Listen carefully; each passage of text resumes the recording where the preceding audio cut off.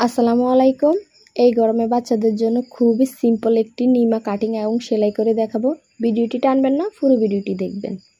3 পিসে বেঁচে যাওয়া কিছু টুকরো কাপড় দিয়ে আজকে এই সুন্দর নিমাটি তৈরি করব। তো এখানে আমি 4 পাট কাপড় নিয়েছি। 4 পাটকে এভাবে একটি ভাঁজ দিব, ভাঁজ দিয়ে 8 পাট করে নেব।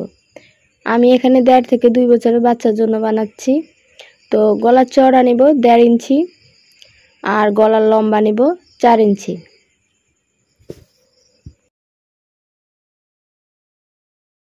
তারপরে একটি স্কোয়ার শেপ দিয়ে নেব। দিয়ে নেওয়ার পর এইখান থেকে ধরে এভাবে 2 ইঞ্চি চওড়া করে নিয়ে নেব, মেস্কির গলার মতো।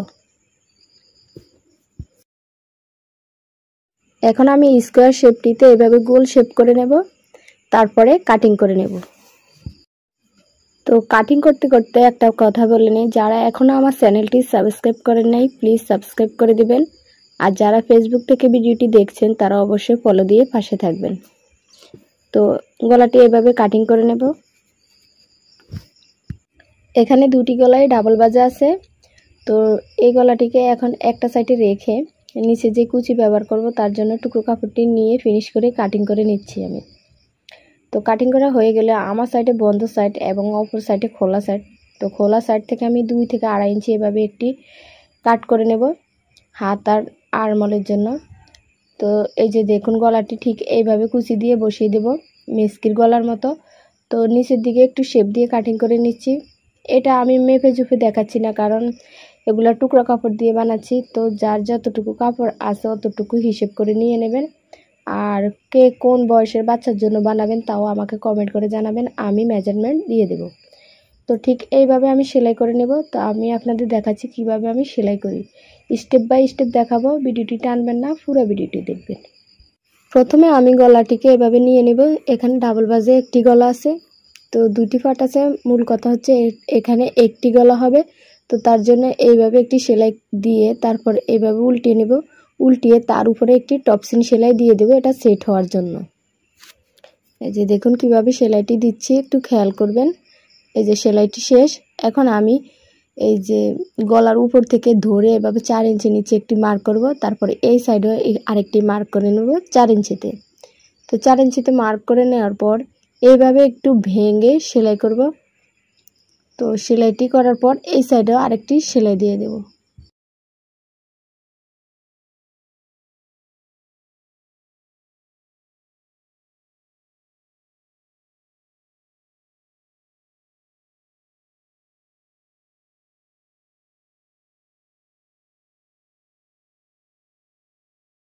সেলাই করা হয়ে গেলে এখন আমি কুচির কাপড়টি নিব। তো কুচির কাপড়ের যে হাতার আরমল কাটিং করেছি ওই আরমলটা চিকন করে সেলাই করে নেব।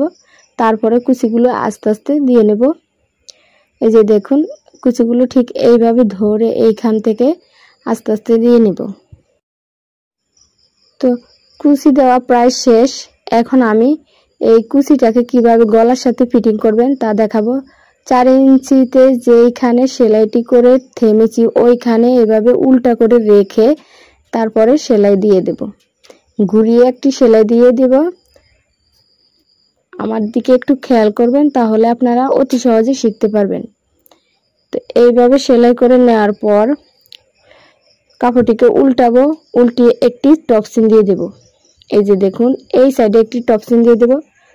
তো আমার যে ঝামেলার কাজ ছিল ওই ঝামেলার কাজটি শেষ। এখন অপর যে আরেকটি পাট আগে সেলাই করে রেখেছি ওই পাটটাকে শোল্ডার জয়েন করে তারপরে সাইড জয়েন করে নিলেই কিন্তু হয়ে গেছে। তো দেখুন আমি কিভাবে শোল্ডার জয়েন করতেছি। তো এইভাবে জয়েন করে নেওয়ার পর সাইড জয়েন করব। তো আমি সাইড থেকে 1 ইঞ্চির মতো রেখে সেলাই করে নিচ্ছি। এই যে সেলাইটা আমি স্পিড বাড়িয়ে দিয়েছি, ভিডিওটা বেশি লং হয়ে যাবে তার জন্য। তো নিচের দিকে এভাবে সেলাই করে নিলেই কিন্তু রেডি। তো কার কাছে কেমন লেগেছে তা অবশ্যই আমাকে কমেন্টে জানাবেন। আর এরকম আরও নতুন নতুন যদি ভিডিও পেতে চান তাহলে অবশ্যই আমাকে কমেন্ট করে জানাবেন। এই যে দেখুন ফ্রকটি কতটাই সুন্দর হয়েছে, গরমে একেবারে আরামদায়ক একটি পোশাক। তো এই নিমাটি আমি আমার বেবিকে পরিয়েছি, অনেকটাই আরাম লেগেছে ওর, খুবই ভালো। আপনারা বানিয়ে দেখবেন। সবাই সুস্থ থাকবেন, ভালো থাকবেন। আল্লাহ হাফেজ।